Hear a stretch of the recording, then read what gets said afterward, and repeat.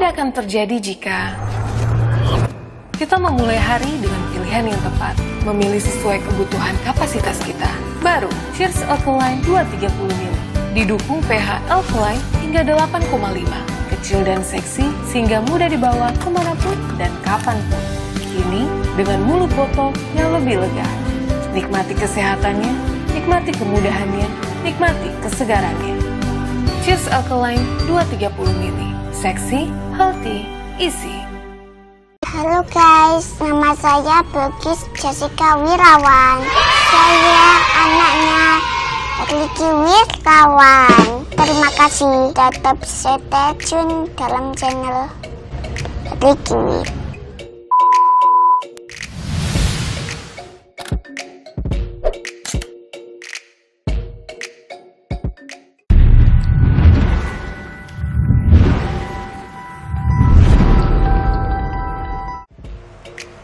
Di video kali ini saya akan membahas tentang apakah itu the new normal dan juga tempat-tempat aktivitas yang biasa kita gunakan untuk sehari-hari yang beresiko untuk penyebaran COVID-19.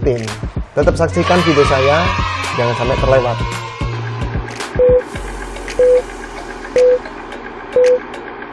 The new normal adalah suatu waktu di mana kita semua bersedia untuk menjalani hidup dengan tatanan baru untuk maksud jangka panjang.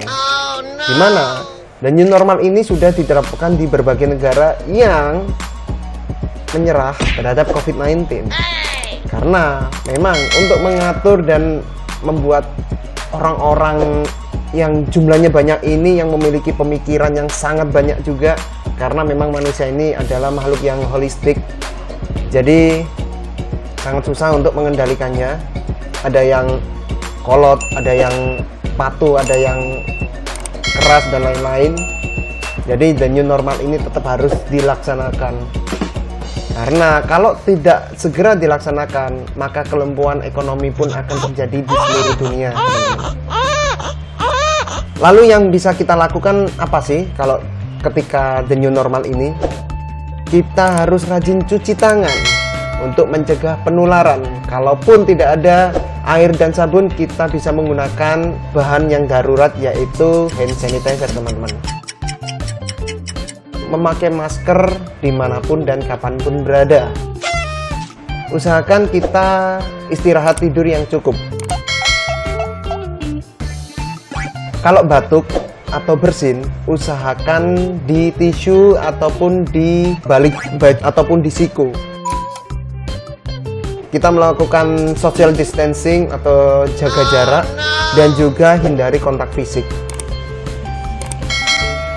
Biasakan mandi dan ganti baju setelah pulang dari bepergian.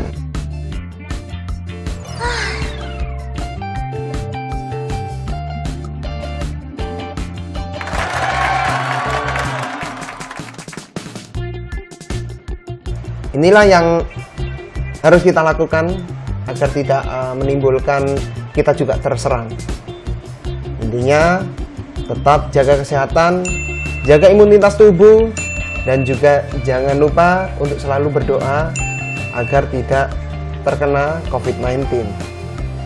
Lalu tempat untuk aktivitas di mana aja yang beresiko untuk penyebaran COVID-19.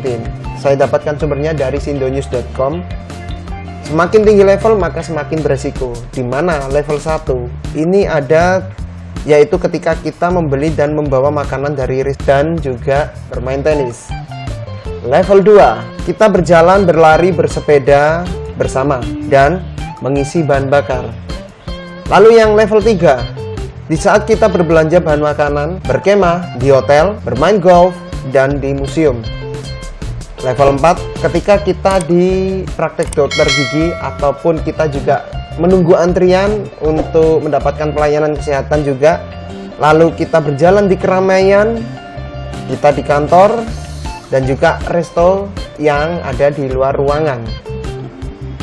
Yang level 5, pesta makan malam di rumah yang mengumpulkan banyak orang yang pasti karena pesta, ya kan.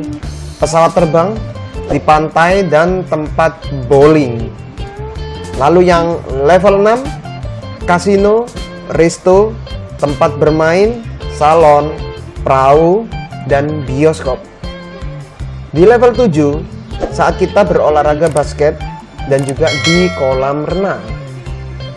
Yang level 8, untuk kita ketika kita makan di tempat yang prasmanan, stadion, pusat kebugaran atau gym, tempat hiburan, dan juga tempat ibadah secara massal. Di level 9, ini yang memiliki resiko yang paling tinggi untuk penularan COVID-19, yaitu di bar dan juga di diskotik.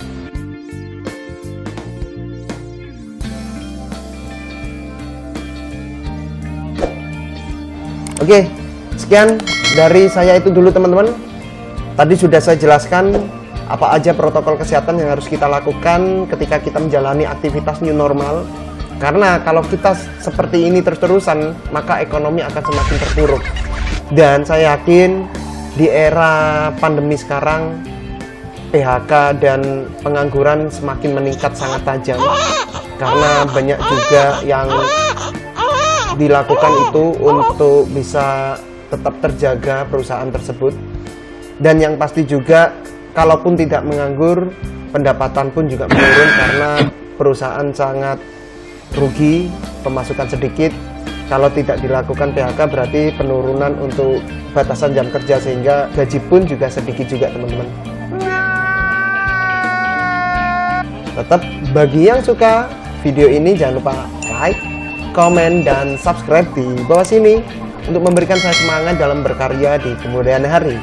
Masih bersama saya Ricky Wirawan, ahli media keperawatan dalam channel Ricky Wir. Wassalamualaikum warahmatullahi wabarakatuh.